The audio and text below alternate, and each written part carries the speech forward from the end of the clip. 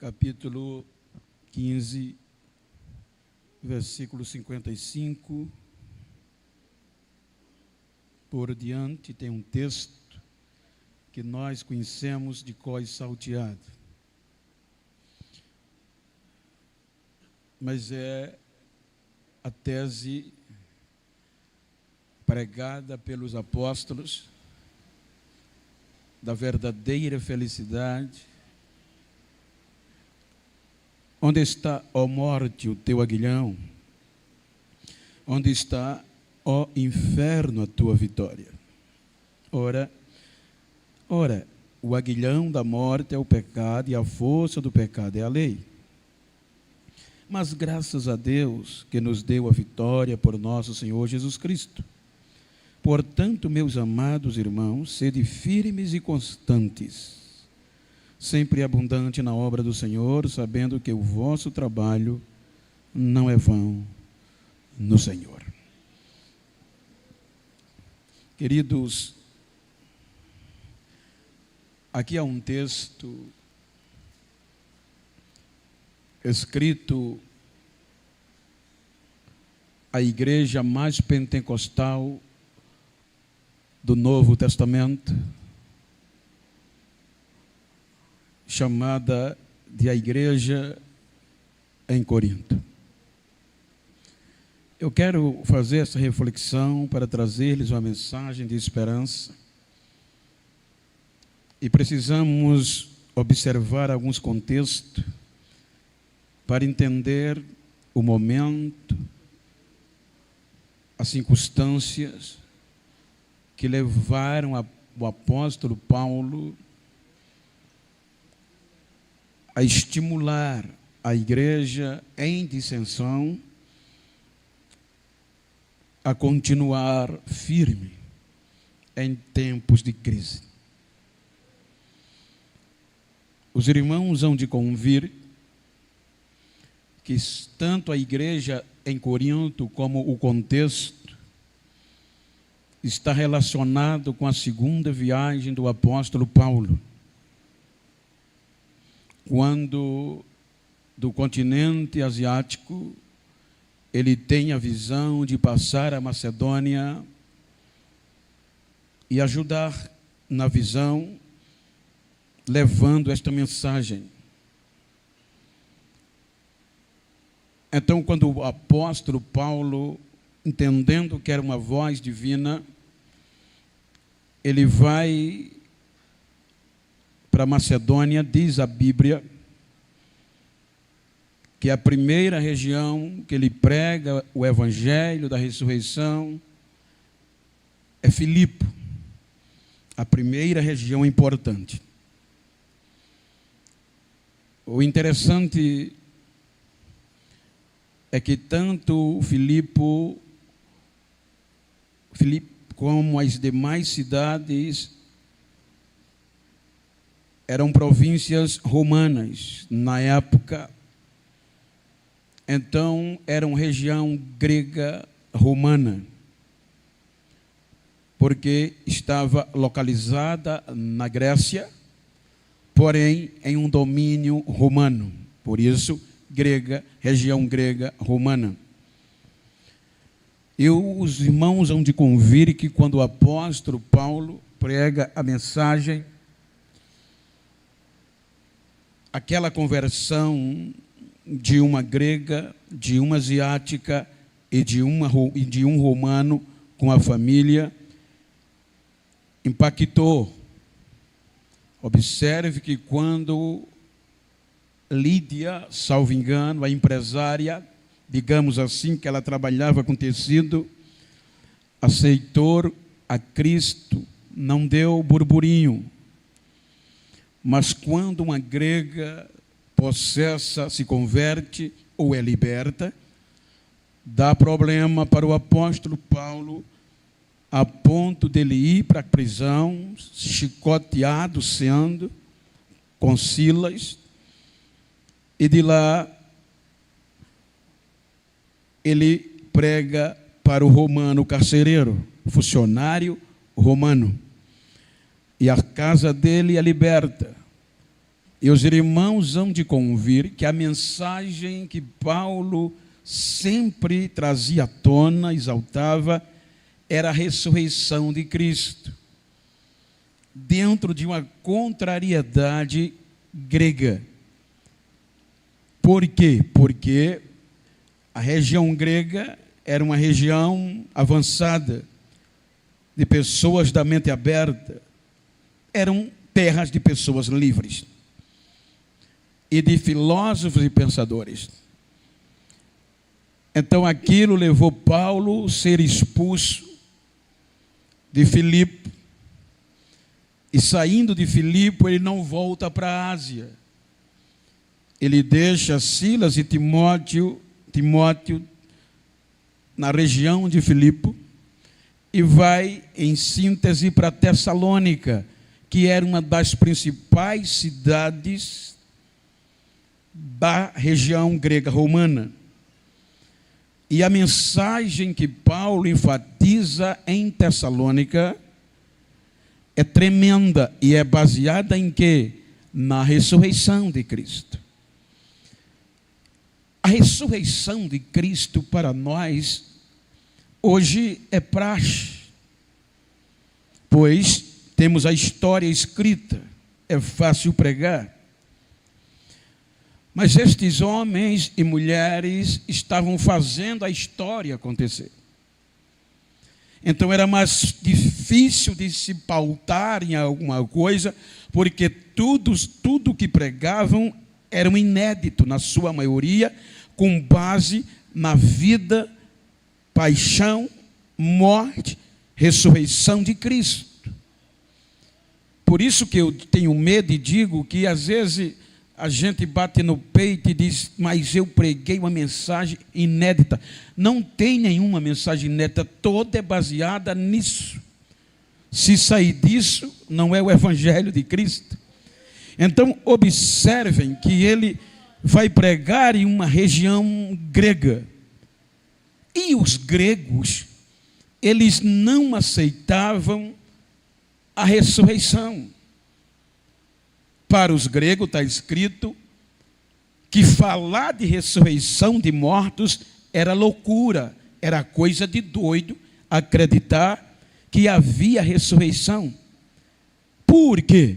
Porque, os irmãos, a história secular nos mostra que nesta época quem predominavam eram os romanos e os gregos. Os romanos pelo poder e os gregos pela filosofia, pelo conhecimento. E sempre a felicidade foi a busca maior do ser humano. E aqui os romanos, a história secular diz que eles buscavam a felicidade na morte, na miséria dos outros. Por isso, quando eu digo morte, não era em morrer. Era por isso que em Roma, o ápice, como nós no Brasil hoje é o futebol, lá eram as lutas, os gladiadores, as disputas. Eles investiam muito, eles vibravam e lotavam as arenas para ver sangue, porque ali estava a felicidade deles. Já os gregos não. Aonde Paulo prega aos gregos, eles buscavam a felicidade no que tinham. Então, por exemplo, eu tenho um microfone, tenho uma caixa e tenho outro. Este está comigo, isto aqui me pertencia. Então eles defendiam, eu tenho que buscar a felicidade no que eu tenho, não no que eu vou ter. Daí partiu a princípio filosófico de Zenón e de Epícuros, que é conhecido, nós vamos ler para os irmãos entender o contexto, que tinham que viver feliz naquilo que tinha. Então isso dificultava eles acreditar em uma felicidade oriunda de uma ressurreição de mortos que Paulo pregava. Veja a ênfase de Paulo. Quando ele prega em Tessalônica, um dos piores problemas que ele teve foi esse: pregar a ressurreição. Então, esta pregação causou tanta celeuma na igreja de Tessalônica, que me ajuda aí, por favor, 1 Tessalonicenses capítulo 4, veja o mal que Tessalônica sofreu por acreditar em um evangelho que dá felicidade depois da morte. Por isso que Paulo defendia: se eu esperar em Deus só nesta vida, eu sou o mais miserável de todos os homens, porque o contexto filosófico dizia que a felicidade era aqui no que você possuía diante, na visão grega. Aí veja que quando Paulo estabelece a igreja e depois ele escreve, esta própria maldade que devastou Coríntio estava devastando Tessalônica. Porque eles diziam que não tinha vida após a morte. Você tem que dar tudo o que tem para ser feliz com o que você tem aqui. Aí isso causou tanto mal que ele percebe, não é à toa que ele escreve estimulando, porque o mal estava desestimulando a fé dos irmãos. Porque a pregação era que Jesus vem, e os anos passavam e ele não veio. Aí olha o que é que Paulo escreve, muito conhecido, versículo 17, por quê? Porque ele vai falar, as pessoas diziam, morreu, acabou. Aí ele diz o quê? Para a igreja, para os vivos de Tessalônica. Por favor, alguém lê. Depois nós, os que ficarmos vivos, seremos arrebatados, juntamente com eles, nas nuvens, a encontrar o Senhor nos ares, e assim estaremos sempre com o Senhor. Termina. Portanto, consolai-vos uns aos outros com estas palavras. Era como dizer: ei, fica triste não, ele vem. Isso era palavra de consolo. Porque os versículos anteriores mostravam que os irmãos estavam entristecidos, desanimando, porque o contexto filosófico dizia que eles estavam perdendo tempo, quem morreu, morreu, e a ignorância está falando do conhecimento. Aí Paulo diz: irmão, eu não quero que vocês venham com esse conhecimento, com essa ignorância do que eles estão ensinando. Não quero que vocês sejam ignorantes acerca dos que já se foram. Aí é quando ele usa o texto de motivação e consolação. Ele é expulso, ele foi expulso dessa cidade. Foi um problema, querendo chicoteá-lo. Quando ele sai desta cidade, a escrita foi depois, mas no contexto local, atual, quando ele sai daí, ele vai para Bereia. Veja que Bereia era uma cidade de pessoas centradas, mente aberta, não discutiam, simplesmente observava o que ele pregava. Quando ele sai de Bereia, veja o que o contexto da ressurreição faz. Ele vai para Atenas. Tudo na região grega romana. Na região grega romana ele prega, ele chega em Atenas e manda buscar, chamar lá de Filipos, Silas e Timóteo. Aí a Bíblia diz, em Atos 17, que enquanto Silas e Timóteo não chegavam, ele vendo a cidade entregue à idolatria, ia para a praça pregar a ressurreição. Ele dava a cara. Se nós lermos, me permita, que eu não quero passar do horário, Atos, por favor, 17, segura aí, que eu vou sintetizar. Quando ele prega em Atenas, em Atenas, na rua, batendo boca a boca, o sujeito era tão bom que sacudiu a cidade. O contexto diz que o povo só era tanto grego como judeu que habitava ali. O assunto era esse. A discussão era a nova doutrina que surgiu em Atenas. Por quê? Porque Paulo estava pregando uma doutrina com base num Deus desconhecido. Segundo algum contexto histórico extra-bíblico, diz que esse Deus desconhecido surgiu em um momento de desespero dos gregos, dos atenienses, ou como toda a Grécia. Como como a pandemia aconteceu em nossos dias, os irmãos viram o desespero mundial? E diz a historiadores, fora dos escritos bíblicos, que apareceu neste período uma praga antes de Cristo tão grande entre os gregos, que eles invocaram todos os deuses da mitologia e a praga não sumiu. Então eles começaram a invocar um Deus que eles não conheciam. E o nome desse Deus que eles não conheciam resolveu o problema da praga. Aí levantaram um altar ao Deus desconhecido. Aí Paulo pega a deixa e prega esse Deus que eles não conhecem. Aí Paulo fez sucesso. Se você ler o capítulo 17, você vai ver, deixar para você ler em casa, que sacudiu a cidade. Aí quando você vai ver isso, e Atenas, capítulo 17, versículo 17, por favor. 17 de Atos. De sorte que disputava nas sinagogas com judeus e religiosos todos os dias, na praça, com os que se apresentavam, e alguns dos filósofos, epicureus e estoicos, contendiam com ele. Uns diziam: o que quer dizer esse falador? E outros diziam: parece que ele é pregador de deuses estranhos.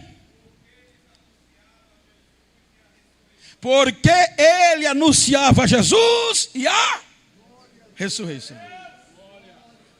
Aí o coco fedeu. Aí a notícia explodiu na cidade. Aí se nós continuarmos lendo para ganharmos tempo, versículo 21 do mesmo capítulo.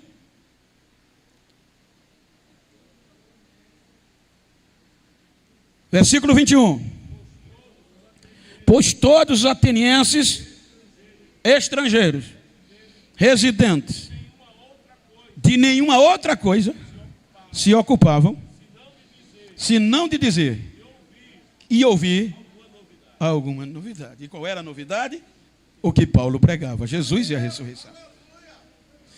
Aí chegou ao ponto dos filósofos, discípulos, alunos de Zenão e de Epícuros antes de Cristo, mas haviam estudado, tinham escola, chamar a atenção deles, e eles chamaram Paulo para o Areópago, lugar Areópago, discutir os grandes oradores.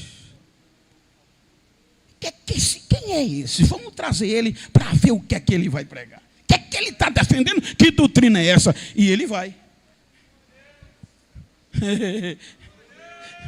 Hoje, se um padre chamar a gente para pregar, a gente não vai, né? Eu vou. Vou ser disciplinado, mas eu vou rodar num pé só lá dentro. Eles já estão rodando, graças a Deus. Aí você vai ver, quando Paulo está pregando, eles estão atentos. Veja o versículo 32 de Atos, capítulo 17. O que é que diz? Atos 17, 32. E quando eles ouviram falar da ressurreição dos mortos, uns escarneciam e outros diziam: acerca disso te ouviremos outra vez. Você está entendendo o quanto era difícil pregar a felicidade baseada na ressurreição de Jesus?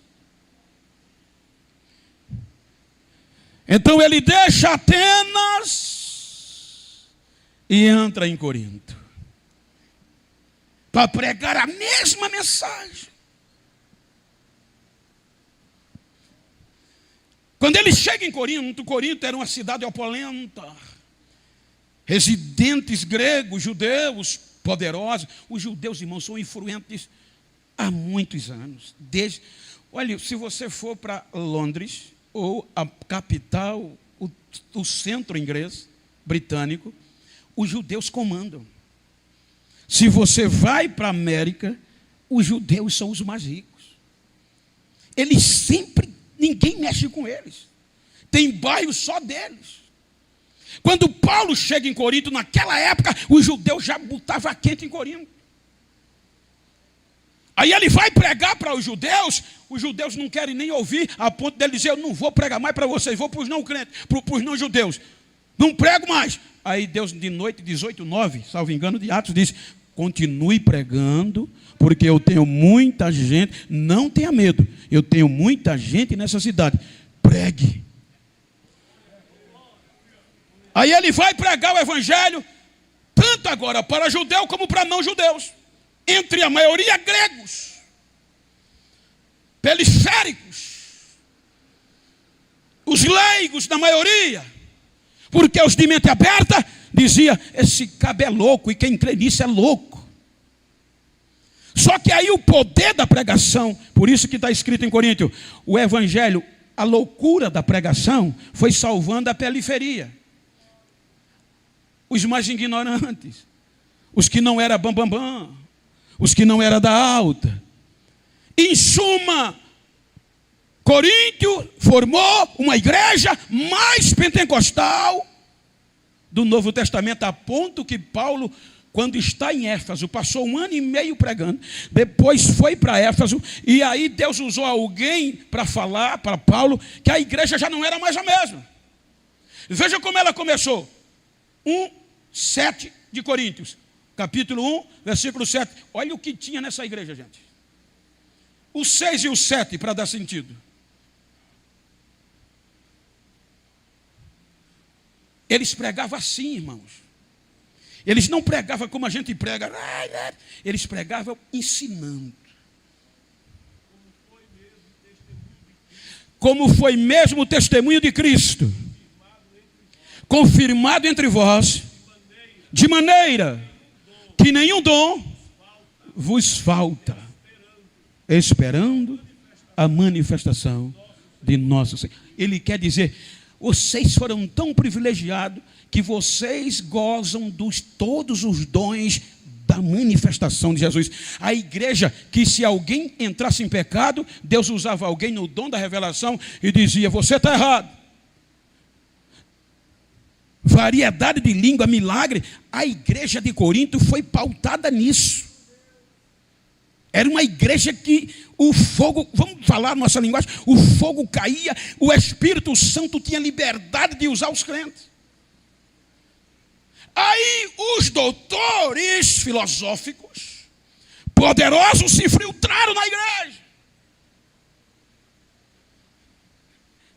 Com todo respeito, eu estou falando, respeito, consideração, estou usando um termo que ouvi para dar sentido à igreja de Corinto. Eu ouvi esses dias de uma grande personalidade, um homem que me levou no seu gabinete e me mostrou, olhe, diplomas brasileiros, chilenos, paraguaios, uruguai. Pense numa formação acadêmica danada. E ele olhou para mim e disse, Bento, sabe qual é o problema da igreja hoje? Os doutores. Porque eles estão perdendo a simplicidade do evangelho. Não estou falando os doutores pessoa, estou falando doutores, entre aspas, de teses. Foi isso que arrebentou a igreja de Corinto, porque diz a Bíblia que entrou alguns doutores querendo deturpar a doutrina da ressurreição que Paulo havia ensinado. E aí Corinto entrou na onda, se dividiu, começou a escolher A, B, C, D, e o homem entrou, a filosofia entrou, e quando a filosofia entrou, que é o conhecimento humano, aí o Espírito Santo sai. E aí eu quero ver, pode até ser bonita, crescer, ser rica, mas é só ajuntamento, não é culto, porque sem o Espírito Santo não é culto. Aí eles deturparam a doutrina a ponto que a igreja de Corinto perde a identidade. Aí quando um dos parentes de Cloé, que Paulo estava em Éfeso, veio visitar Corinto, e soube, chegou lá e entregou todo mundo e disse: ó, Paulo está assim, está assim, está assim, está assim, está assim, está assim. Aí Paulo arrepiou e disse: rapaz, eu vou lá, mas se eu for, eu vou tão brabo que eles vão... E ele entendeu que ia ser pior e escreve a primeira carta. Veja o que é que ele diz. Veja, quando eu digo que os irmãos de Corinto que viveram um grande avivamento não era ninguém importante, está escrito. 1 Coríntios, capítulo 1, quando ele escreve, olha o que é que ele diz. Vamos ler. Coríntios 1, 21 e 22. Capítulo 1 da carta de Paulo aos Coríntios, ele está falando para os irmãos que viveram o grande avivamento. Visto como na sabedoria de Deus, o mundo não conheceu a Deus, pela sua sabedoria, aprove a Deus salvar os crentes pela loucura da pregação. Por quê? Os gregos diziam que era loucura falar da ressurreição e seguir a doutrina que Paulo pregou. Por isso que antes ele diz: o evangelho é loucura para eles que perecem, mas para nós que somos salvos é poder de Deus. Veja a continuidade. Porque os judeus pedem um sinal e os gregos buscam sabedoria, mas nós pregamos a Cristo crucificado, que é escândalo para os judeus e loucura para os gregos. É este Jesus que está vivo. Versículo 26. Mas para os que são chamados, versículo 26. Para ganharmos tempo, porque 9 horas. Porque vedes, irmãos, vejam, irmão, a vossa vocação, a vossa chamada. Entre vocês tem muitos sábios, segundo a carne. Tem alguns poderosos. Nem tem alguém nobre que foi chamado. Paulo estava dizendo: tem algum nobre aqui? Versículo 32. Vai, continua. Vai, continua, vai. Mas Deus escolheu as coisas loucas deste mundo para confundir as sábias. Deus escolheu as coisas fracas deste mundo para confundir as fortes. E Deus escolheu as coisas vis e as desprezíveis e as que não são, para aniquilar as que são, para que nenhuma carne se glorie perante ele. Paulo estava dizendo: vocês eram ralé, vocês não eram nada, mas Deus escolheu vocês para se confundir quem achava que era. Aí ele vai de cascá-los. Estou sabendo que a imoralidade está no meio de vocês. Estou sabendo que o litígio, a contenda, está uma bagunça, está uma vergonha, que nem lá fora estão fazendo o que vocês fazem aí dentro. Vocês estão envergonhando o evangelho. E ele vai concluir a ponto que os irmãos de Corinto tinham até perdido, nem ia para culto mais. Porque os doutores deturparam e eles diziam: não tem ressurreição mais não, vou buscar a felicidade aqui mesmo. Veja que o capítulo 15 é inteiro a ressurreição. Aí Paulo vai questionar: irmão, vocês estão dizendo que Jesus não ressuscitou? Estão indo na onda desses conversadores que só tem papel, só tem ideia para tirar vocês do verdadeiro evangelho?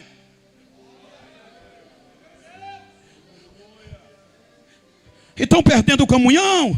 Irmãos, nada contra, muito pelo contrário. Mas quantas pessoas não querem viver de culto midiático? E já perdeu a... Irmão, bom que ser crente é ralar um no outro. É um ouvir o glória do outro. É um ouvir o aleluia do outro. É isso que é comunhão vivida. Os irmãos não acreditavam mais.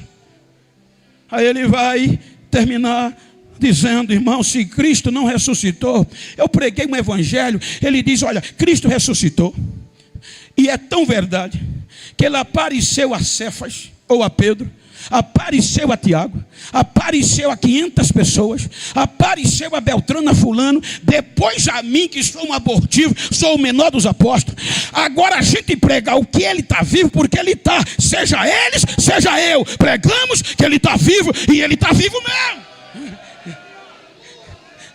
Aí ele diz: irmão, seria em vão a minha fé e a minha pregação e a fé de vocês. Aí ele vai concluir dizendo: eu quero, irmão, dizer um mistério a vocês. Nem todos dormiremos, mas ao som da última trombeta.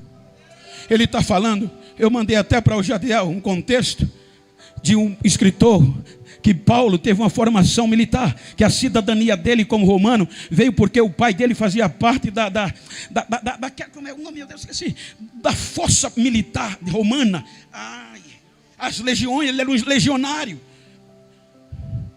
Porque ou o legionário prestou serviço a Roma ou nascimento, para comprar era muito dinheiro. Então, quando Paulo está falando disso aqui, veja o que é que ele diz, irmãos. Ao som da última trombeta, ele usa muito, porque é o toque de recolher. Quem é militar sabe que existe. Quando o toque de recolher vir, nós não vamos primeiro daqui, porque o cara que ele dizia, morreu, acabou. Ele dizia, mas quem morreu em Cristo, quem dorme em Cristo, vai ressuscitar primeiro. E depois nós que estivermos vivos vamos ressuscitar no abrir e fechar de olhos. Quando isso que é corruptível se revestir da incorruptibilidade, quando isto que é mortal se vestir da imortabilidade, vai acontecer o que está escrito: tragada foi a morte na vitória. Aí ele faz questão da gente ensaiar hoje um corinho. Dentro de um pensamento humano, é o enviamento, mas com base bíblica, que ele deixa em aberto, e nós vamos subir cantando um corinho com coral, com uma orquestra, afinado, gritando, subindo e zombando, dizendo: onde está, ó morte, o teu aguilhão? Onde está, ó inferno, a tua vitória? O aguilhão da morte é o pecado, e a força do pecado é a lei, mas graças a Deus que por Jesus Cristo que nos deu vitória. Portanto, meus amados irmãos, firmes, inabalável, sabendo que na obra do Senhor não é vão, prossigam, acreditando que Ele vem.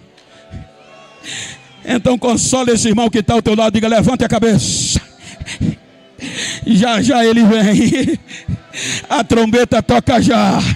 E se ela toca hoje, eu vou subir com você. Eu vou subir com você. Nós vamos subir cantando e doado. Um só coro, um só hino. Quem tem essa esperança fica de pé. Quem tem essa esperança fica de pé falando língua. Quem pode, vai, adora Ele, que Ele vem.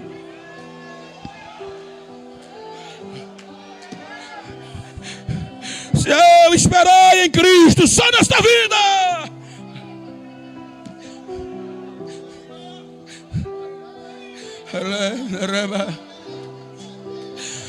eu não era crente, mas eu lembro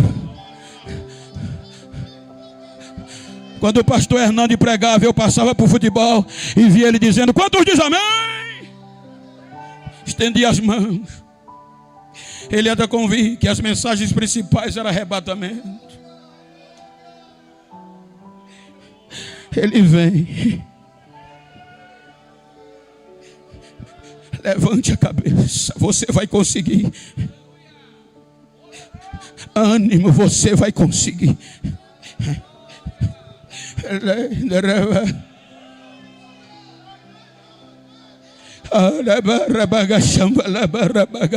Receba renovo, você vai conseguir. Nós vamos conseguir. Estão querendo tirar isso de nós, estão querendo tirar essa esperança de nós, mas nós vamos conseguir.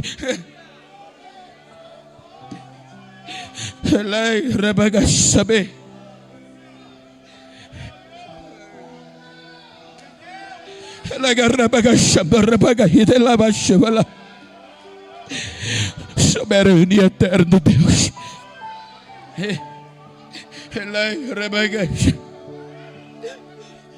queremos te louvar e te agradecer, Senhor, por ter nos chamado sem sermos nobres, Possa ter alguém até aqui importante, Senhor, mas é minoria. Possa ter alguém sábio, Senhor, aqui segundo a carne, mas é minoria.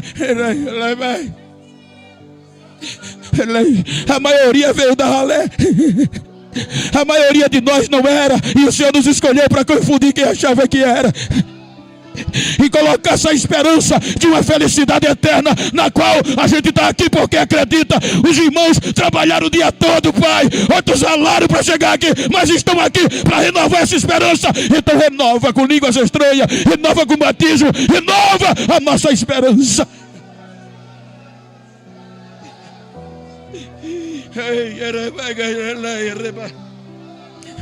Se você puder dar um abraço nesse crente íntimo que está do teu lado, abraça ele, diz no ouvido dela, no ouvido dele: ele vem, ele vem, você vai conseguir, nós vamos conseguir, não desista, espera, ele vem.